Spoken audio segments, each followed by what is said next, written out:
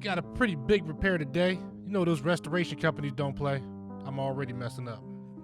Putting that sheet of drywall on there backwards. Figure it out, man. But yep. They had a toilet leak upstairs. That bathroom, I actually redid the whole bathroom. Well, the restoration company that they called for the toilet leak came in, and you know how they do. Man, they took out half of this ceiling in the basement. Including the closet. So now, it's my job to make it look like nothing ever happened. And that's exactly what I'm going to do. This whole job's going to take about 6 sheets of drywall. You see me using a drywall lift. It's only an 8-foot ceiling, but I mean, I always preach saving your back, man. I don't know. There's something about your back that seems like once you catch an injury, it's just never the same. So I try to avoid all injuries, you know, and sometimes it's not all about just how heavy it is. I can pick up a sheet of drywall. It's just the angles and how you twisting your back and everything, and just avoid it.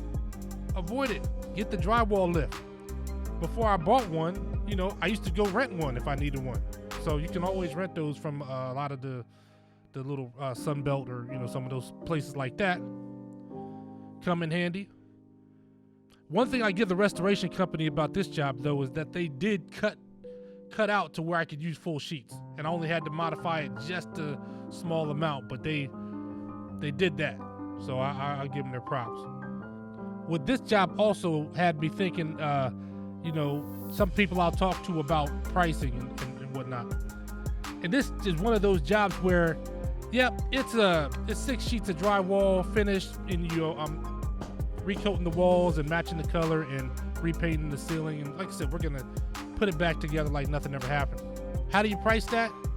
One thing you gotta figure out is what's your time worth? How many different things do you have to do? You know, and the only person who really cares about how much your time is worth is you. It's you. There are a lot of numbers you're gonna be able to come up with, and I'm gonna do a video about that, about, you know, just from the way I do it, the way I figure out the basics as far as, you know, pricing. Things like having a drywall lift. I mean, that's not something that the customer cares that you have. They don't really care about that. But that's something that, you know, running your business, you might know that you need. Right? I mean, there are always cheaper ways to do things, but you're going to have to price in order to make sure that you can afford the tools of your trade. You can start out doing things the hard way. I mean, we all do. Everybody has to do that. But eventually you want to make things easier on yourself, especially if you want to have some longevity. So I'm constantly thinking of that, right? And that all goes into the pricing.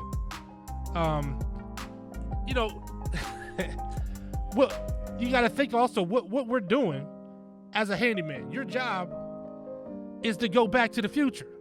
You know what I'm saying? Like, that's what we're doing.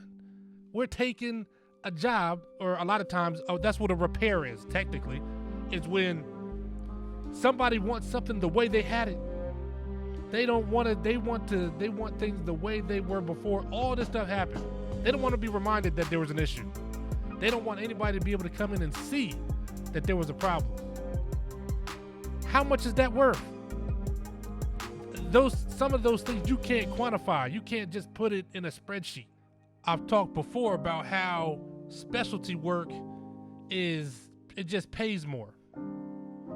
And I mean, there's no real specific reason, you know, except that people just value it more. You know, it might take the same amount of time. But these are the things that you're gonna have to figure out. You're gonna have to kind of look at your market and figure out on your own. When I do these whole projects, and you see how I got the drywall finished all the way across the room, it's actually in the closet ceiling too. So I'll show you that.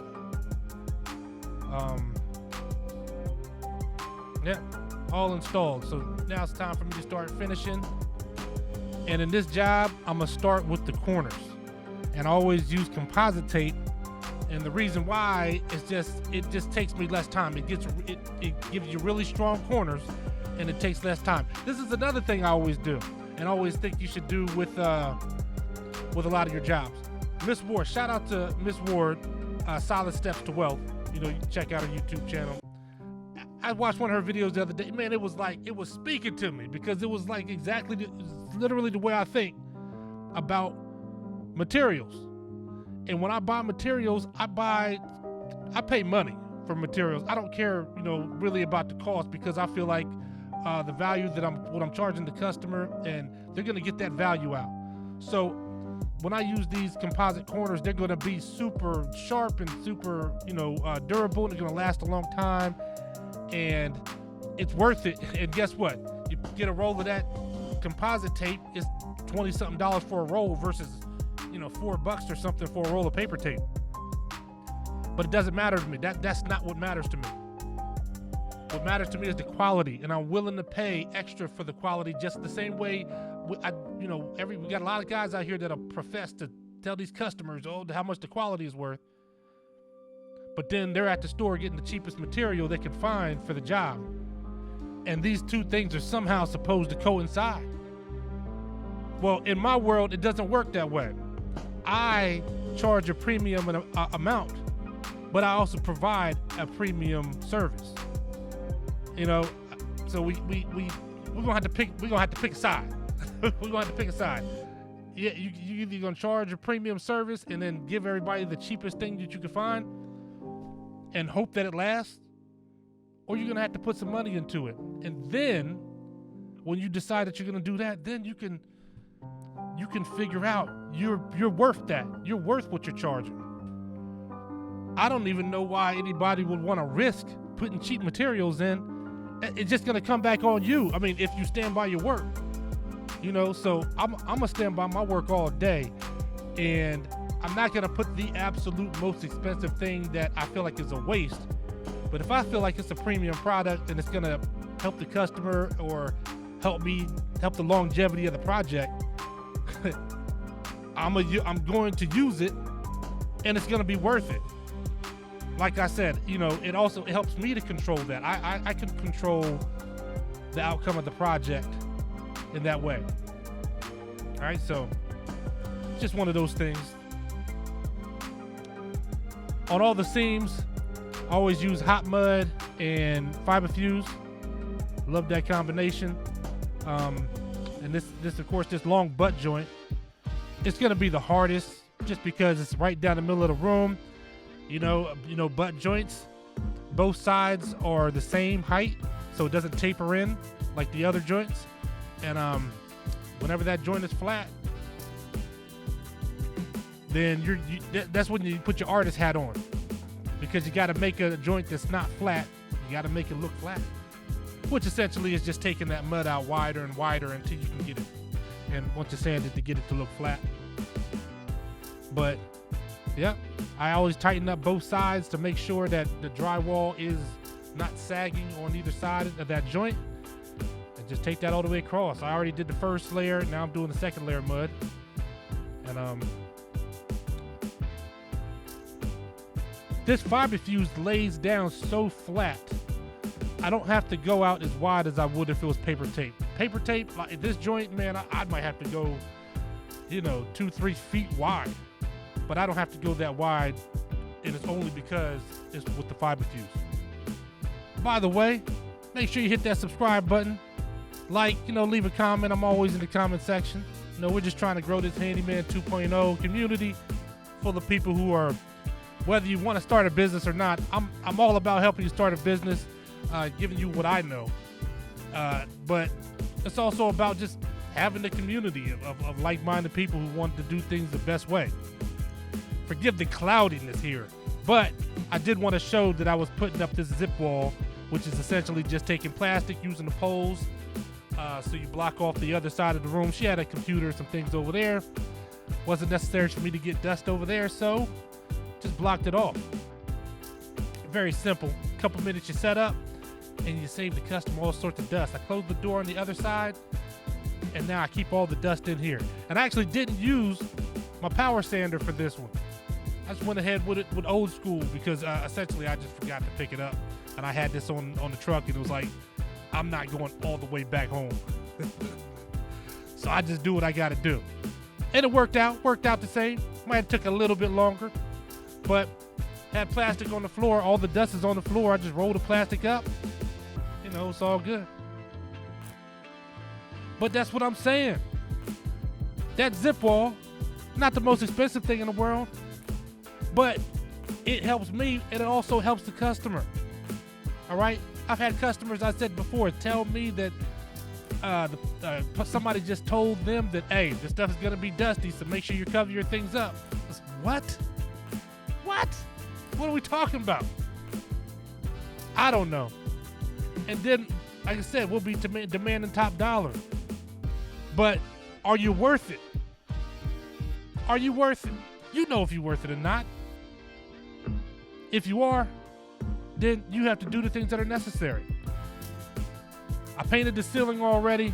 Well, actually, I primer it first, and then I put a coat of paint. And every time I do these corners, I try to convince the customers to just let me go ahead and do the walls. That way I can reset that line, and I don't have to paint the ceiling upside down. So, let me see. I get up here. Oh! Man, the big boy. Look at that. Almost took a tumble. But I'm like a cat. I got the reflexes, man. And guess what?